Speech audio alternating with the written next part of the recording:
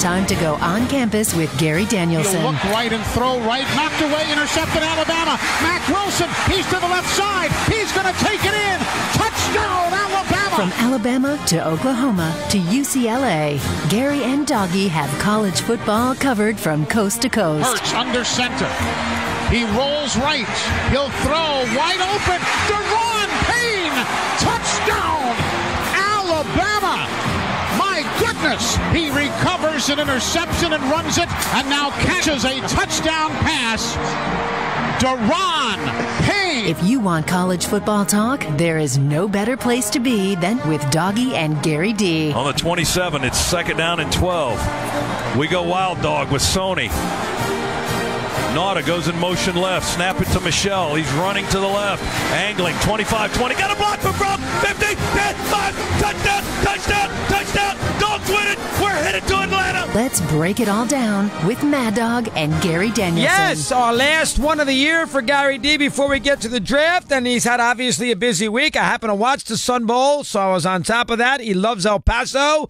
I love the old broadcasting segment when you showed all the old broadcast. Lindsey Nelson and the whole 9 yards, Gary. So happy New Year and welcome. How are you? Okay. Well, thank you. You were one of very, very few select people that were watching. It was like a private broadcast for you, Chris. Well, when you have the over and it's nothing late first quarter. I feel the guys did a great job. We got some great young. Our crew brings in some young. Producers and directors that are going to be great someday, and they start out as our APs, and they did a great job of featuring that article, that little clip of the past broadcast. My phone's ringing; it's got me a little bit. No, I hear it. Don't worry about that. I think that's Urban Meyer. He wants to give you some thoughts, but yeah, exactly. But when I saw the clips, it's the first time we saw them. Was right the day before, and Brad and I were both saying, we got to go out and find plaid jackets to do Lindsey Nelson exactly and play a tribute to him. We could not find anything the day before. But the joke was, that Burt Reynolds had actually done the same thing as me.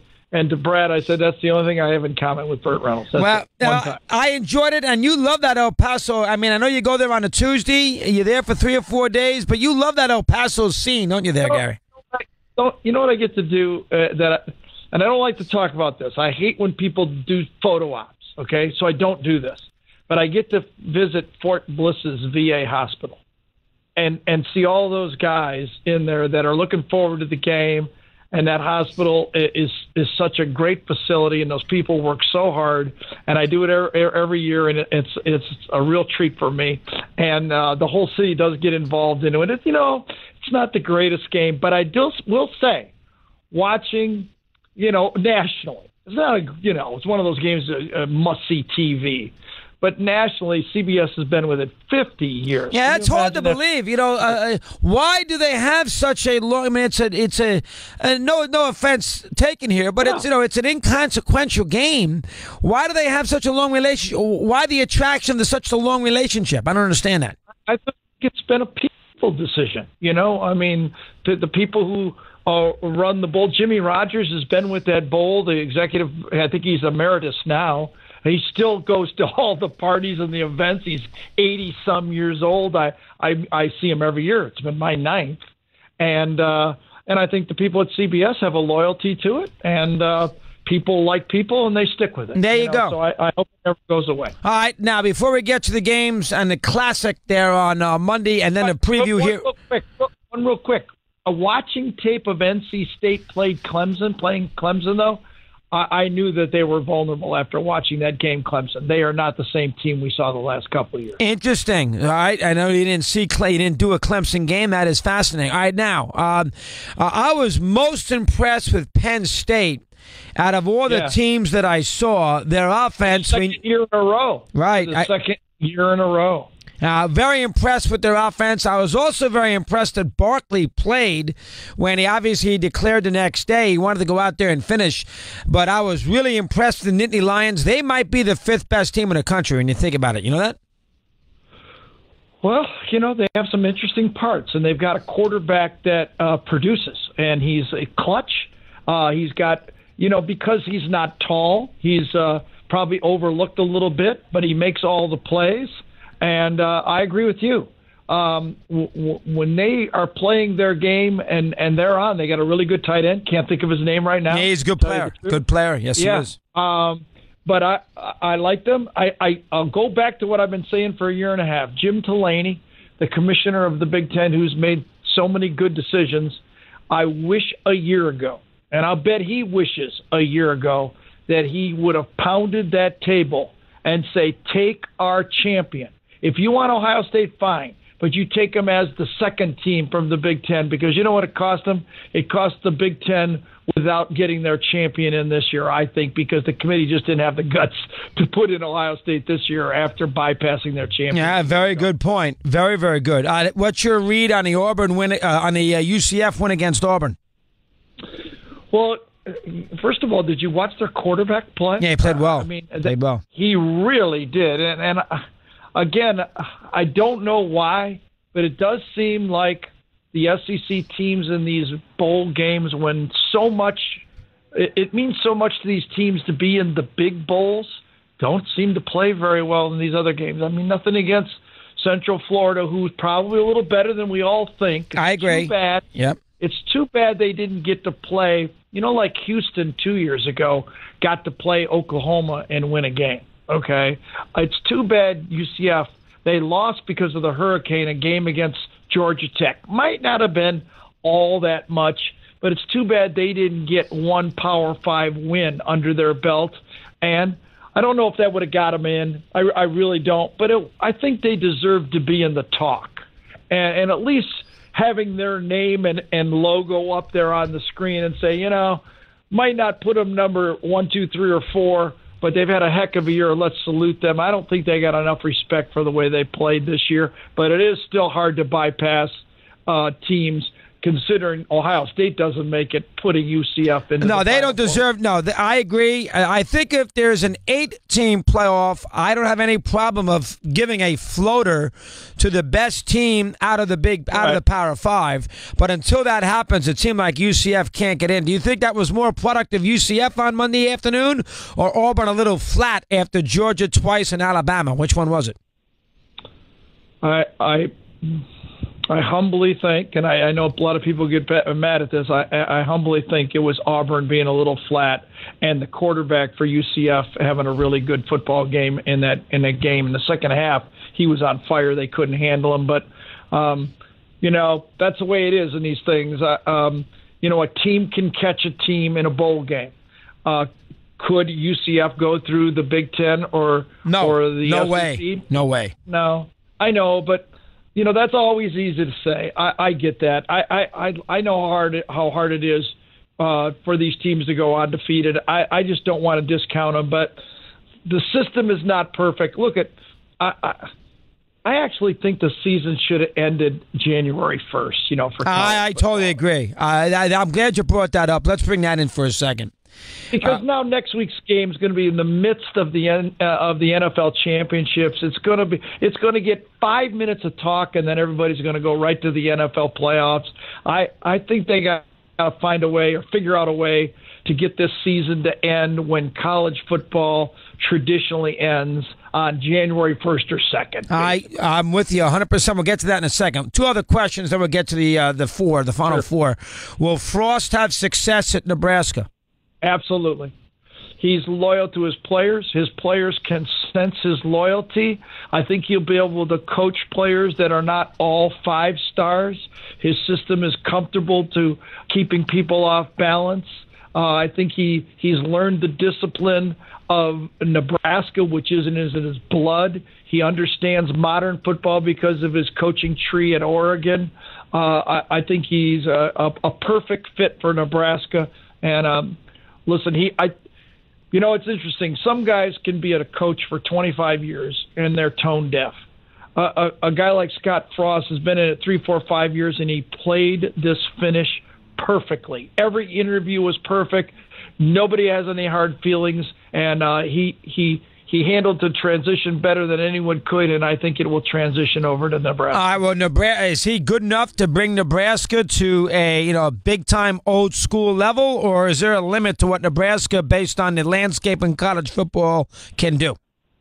First, I don't think they can be what they were. Okay, when they were in the Big Eight, they dominated that. That's when walk-ons were much more valuable. You could bring in 75 or 80 guys, and Nebraska was a destination place. But it's still a strong brand.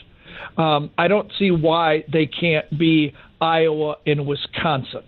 Okay, I don't know if they can be USC, Texas, and Alabama, and Michigan, Ohio State, but why can't they be strong enough to compete at that next level and have that special team and get in the hunt to be in the playoffs? Yeah, I agree with that. I can see. Now, one last one on Harbaugh. To me, the bloom's off the rose, Gary. He can't beat Michigan State. He can't beat Ohio State. He hasn't won a bowl game in a while, and he doesn't have a quarterback. I mean, to me, and that was a terrible loss to South Carolina. I mean, they got a 16-3 lead, 16-6 lead in driving late in the third quarter. There's no way they should have lost that game. So I think the bloom's off the rose here. How does he get it back at Michigan? Well, there's no doubt that the bloom is off the rose. I've done multiple interviews with ex-Michigan players asking me questions. Okay, so they're not happy about it either. Now, I don't know how sometimes you just catch the breaks that don't go well for you. Okay, Michigan is not playing a wide open, turn the ball over offense. They turned it over 5 times in the second half of that football game against South Carolina. I mean, that's a game that they can sleepwalk their way to winning that football game. But you're right, that has not gotten to the level that I think Michigan or Harbaugh expected. There has been a bit of a transition. When he came in there, Brady Hoke had a junior and senior-laden team. Harbaugh got him within inches, and I thought that they were ready, that he's rebuilt. But there's no doubt he's not been able to fill the one position that he needed to at quarterback, and that's the shock of it. Now, my question is, has Jim maybe not, come along and changed the way college football has subtly changed? When he was at Stanford, the RPOs and the modern spread was not part of college football. Even Alabama is doing it now. Okay, they're bringing it in, a little bit of up-tempo. They don't do it like Big 12 teams do it, but they brought it into part of their package. Jim went away. He went to the NFL for 5, 6, 7 years. Coming back, has he failed to keep pace? I think that's a question he has to look at himself at.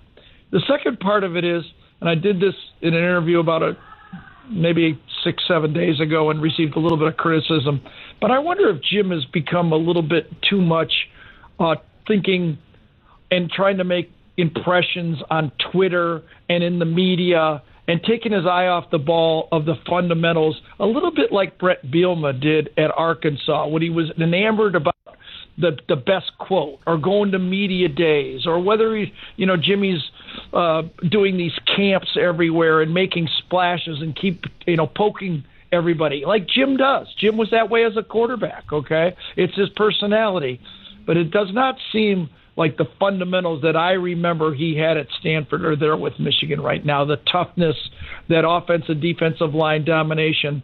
And with the offense he runs, he has to have that. Yeah, no quarterback, major problem. All right, now let's get to. Listen, they'll have one next year, by the way. Oh, they got one. They got one coming in who's supposed to be good. Transfer from Ole Miss. Shea Patterson, one of the elite quarterbacks in all of college football, will play next year at Michigan. All right, interesting. All right, I didn't know that, so I learned something. I'll tell you one thing. That was an epic. The first game there on Monday. It's one of the. Now it's not Nebraska, Miami in my eyes, but obviously Texas against USC, and I don't go back to Michigan and Michigan State and Ohio State, but I do know a little something about the Oklahoma-Nebraska game in '71. But this game the other day was an absolute. It had enough defense to keep it going. Both teams scored on defense. It wasn't completely devoid of defense. It had a little, just enough. It had an ebb and flow to it. Yeah, you didn't know who was going to win until the very end. Let's do that first. What a great football game that was in the Rose Bowl. How about that? And in the perfect setting, right, at the Rose Bowl. Everybody who grew up in the Midwest like I did, or all of us who watched college football, that was the highlight of everybody's day, and that was the desire of all of us in the Midwest who played football in the Big Ten, when the Big Ten controlled television sets, to play in that setting in that Rose Bowl. Us at Purdue, Greasy took them. Mike Vick didn't have a chance, and my senior year we lost to Michigan 9-7, or at Michigan, or we'd have gone. So that's the way it goes sometimes. That's everybody's dream, to have that type of a game. With a Heisman Trophy player in it, Georgia, who has fought their way back, one of the great brands in all of football, playing in that game. It had everything, except one thing for me. I thought Lincoln Riley had a really bad fourth quarter. Oh, he's terrible. We've been going through this all week. We're going to do that, you and I. Go ahead, Dale. Finish up here. I thought his play calling, he started trying to get him into the trick 'em game instead of trusting his. Why can't you run a curl route or a slant or a comeback? Something. You've got a Heisman Trophy quarterback. I just felt he just was trying to grab bag and trick his way into a championship. There was no excuse after Georgia. He had the football with his quarterback on the field. They ran 3 straight plays, one of them with 2 quarterbacks in the backfield, another jet sweep to a wide receiver who had never had the ball the whole game. I thought he had a really bad fourth quarter in overtime. Oh, 100%. We've been all over it all week. 4 series, Gary. Let's get specifically through it. He has the ball back. He has the lead now, 38-30. He got lucky. He had the lead. I think it was 40-30. It was 45-38. Throwing seams down the middle of the field. Well, I mean, he had 5 minutes to go. He's got the football, and they run the ball 3 straight times. 2 first downs. 2 first downs wins the game. What is he doing in that sequence? With all the momentum in the world, what's he doing in that sequence? Well, whether you believe in momentum or not, I could understand it if it was Jake Fromm and a true freshman quarterback. But you've got the Heisman Trophy quarterback on your side. You beg for opportunities like that. I didn't get it. I have to say I was half yelling at my screen, and I think it was a little bit of an inexperience by Lincoln Riley, first-year head coach, a lot on the plate, and I thought it came back, I think, with the touchdown at the end of the half when he ran one of his trick 2-point plays. Great call.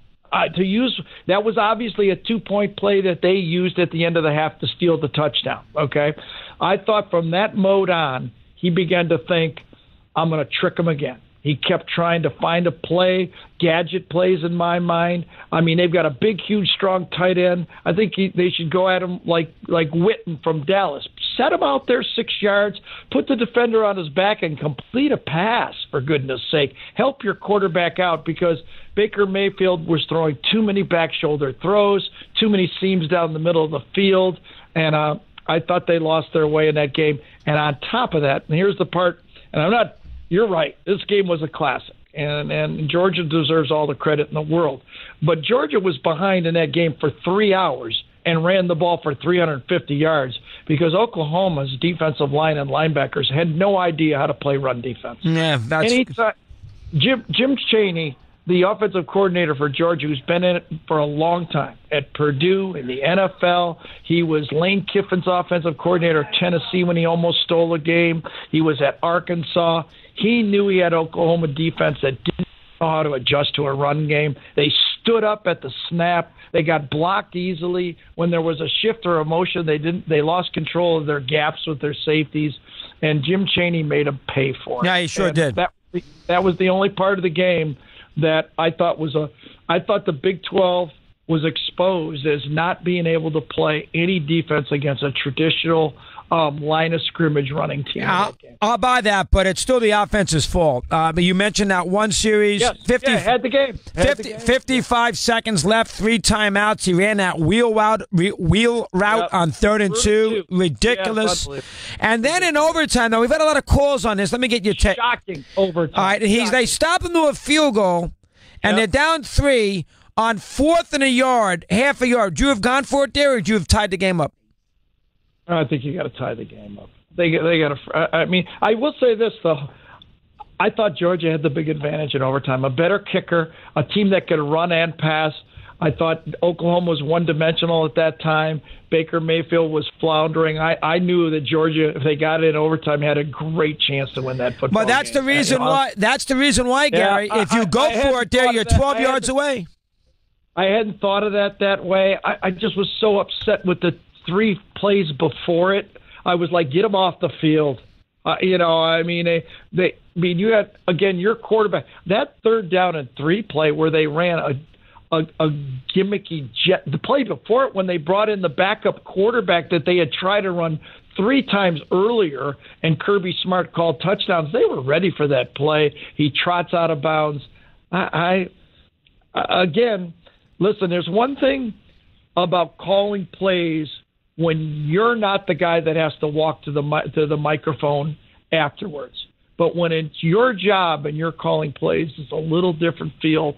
And I don't know Lincoln Riley all that well, and I bet next time he bumps into me, if he ever hears this, he won't be happy. Too bad. I thought he had a bad 4th quarter and overtime. Oh, terrible. I've been killing him, and you're 1,000% right. I didn't think Mayfield did that great either, but I'll leave him alone. But I thought he was put in odd positions. And, I do have to say, after watching that, the people who said, is he another Johnny Manziel? I think that was a bit reinforced in that football game. I agree. He's not Russell Wilson. He doesn't run like Wilson does. He doesn't. And I thought the kid from Georgia that said humble yourself a little bit was right. Yeah, 100%. I'm with you. All right, now, but one thing before we do the championship game, I think it's what you said before. I am not ready. First off, the game's at 5 o'clock. The first game. Second game's at 9 o'clock. It's New Year's Day. I've watched football basically for a week.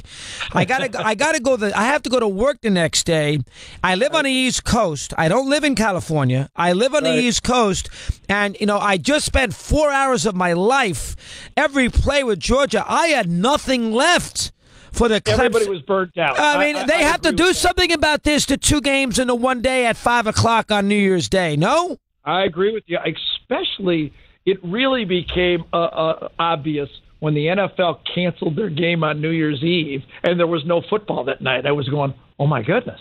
I mean, why aren't one of these games on the night before? I agree with you. I think they got to go back-to-back nights, and I think it has to be over before the NFL playoffs start. Yeah, period. They got to find a way. I was burned out. Okay, now let's one more thing is I hate to say it, but I also agree. We can get into the Alabama-Clemson game real quickly if you want. But I do agree with Nick Saban. I've said it before myself. I don't know if he heard me. I think this turnaround is too quick for the national championship. There's a lot of moving parts here. Kids are trying to get their families to the games. Tickets are a nightmare. You're trying to get into the hotels and different practice fields for both teams. This seems rushed. To me, I think it's a disadvantage for Georgia. Big disadvantage. To fly cross country. Yep, big disadvantage. I don't know. And I don't know.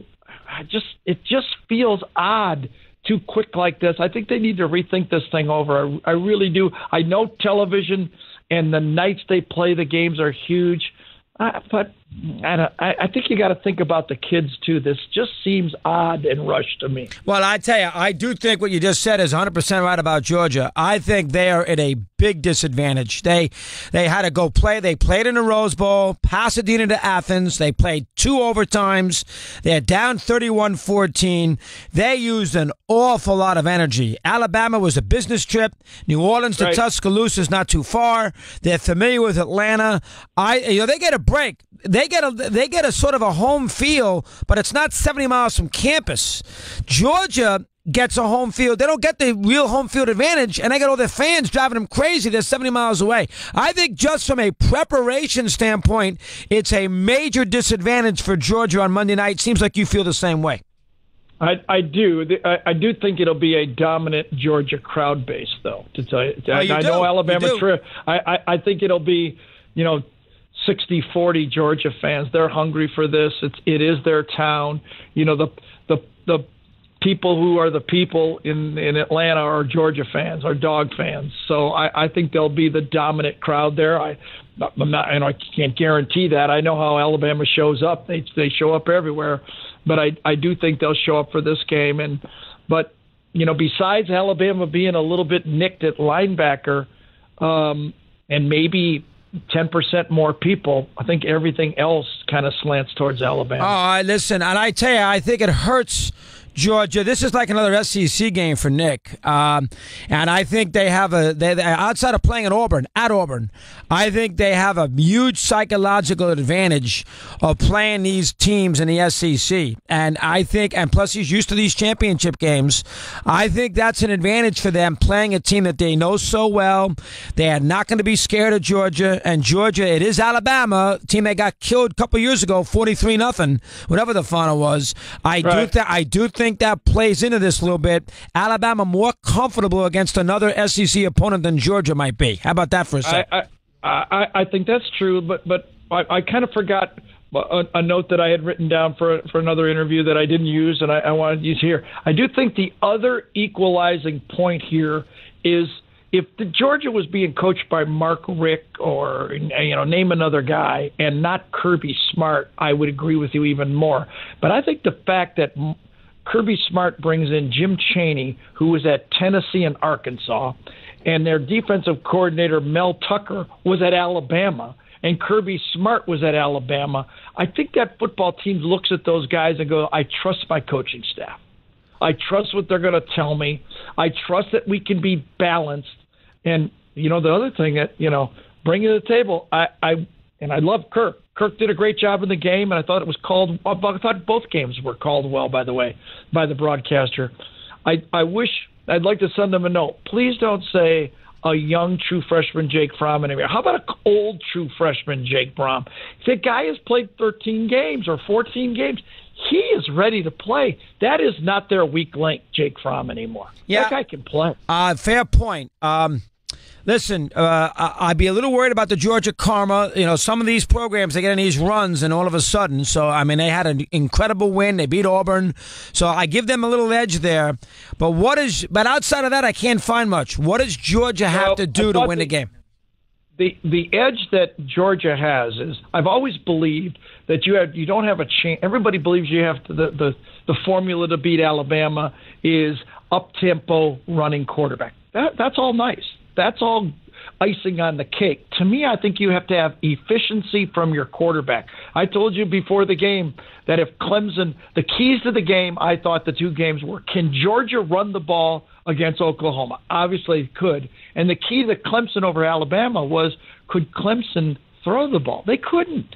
Deshaun Watson was the difference in that football game. They didn't have a quarterback. Alabama destroyed Clemson's passing game. They put Fitzpatrick on Renfro, the slot, and said, really? He didn't catch a pass. They cut garbage passes at the end of the game. So they took away their key player, and Clemson couldn't throw. So I like the fact that two things are going in the favor. Coaches who know Alabama and Jake Fromm, who is efficient as a quarterback. He hits what he throws at. Okay, and they have an emerging wide receiver here, Javon Wims, who's a mismatch. He's 6'4", high school basketball player who's finally coming into his own. Watch number 6. Yeah, good player. He's a tough one-on-one player on the outside, and Alabama's not going to change. They're going to play man-to-man. The second part of this game that nobody talks about, everybody zeroes in on Roquan Smith. They should. Great player. They zero in on Carter and Bellamy. They're two edge rushers. Both came back. Both could have been in the NFL. Absolutely true. But the inside front three of Georgia is legit, and they're all veterans. Trent Thompson, John Atkins, Tyler Clark, number 52 you saw making play, 13 Ledbetter, 51 Marshall. They are veterans. They're stout. A year ago, they were still learning how to play Kirby and Nick's two-gap system. Now they got it down. They're playing it very solidly, and one wonders that will Alabama have ease running the football? I don't think so, and that brings the last part of this puzzle. Jalen Hurts has struggled lately. He has not been playing his best football for Alabama the last 4 or 5 second half of this season. Will Jalen Hurts show up and be the guy that played in the national championship game a year ago, or will he be standing there looking like he's staring down receivers and missing wide-open players like he did last week against Clemson? I think that's a big part of the game. Wow, it sounds like you like Georgia in this game a little bit. I like it to be a really close football game. I do. I think Georgia could steal this game. Nobody who's smart picks against Alabama. But I think we're going to have a really good football game. So you would take the 4 points? I would. Wow. And you think it's high scoring or low scoring? I think it'll be a low-scoring game. Just it'll look a little bit like the Clemson-Alabama game. It should be in the 20s. These two teams are built around controlling the football. I think they're built around defense. They've got a lot of 4- and 5-star players. I don't see how this is a game in the 30s. I think this is a game in the 20s. Excellent job as usual. We'll talk to you before the draft, Gary. Thank you very much, pal. Appreciate it. Thank you. Bye. Take care. Gary D., great thoughts. He was sharp as a tack on his busy day, and he likes Georgia. Yeah, he doesn't like them, but he thinks they can win again. Who do you like in this game, by the way? I think Bama. I just can't envision them losing this kind of game, you know? How about Georgia? Well, Georgia does have a little – you like the karma. They do have some mojo. They have played well. That was a hell of a win. They beat Auburn. I mean, they got a lot not too far away from campus. No doubt. No doubt. I just think after what they did to Clemson the other day, they're just going to finish the job now. You know what I mean? They got the revenge on a team that beat them for the national title. Are they going to get to that next step and lose again? It would be un-Alabama-like. Now, again, you know, Georgia's certainly capable. Would I be shocked? Not at all. But I just kind of think they'll get the job done. Here's our good buddy, Mr. Torrey, who's up in uptown today, up in Kisco. Whatever, sure. You hear him on the Kodak, but he's there, of course, the IFP, whatever the line's called. Was it the IFP Kodak? I refuse to indulge. What kind of line? What line are you on, Steve? Steve, what line are you on up there? Kodak? Boy, the line must have dropped. Does that mean I can leave? It's the sports bite, Mr. Torrey. Mad Dog.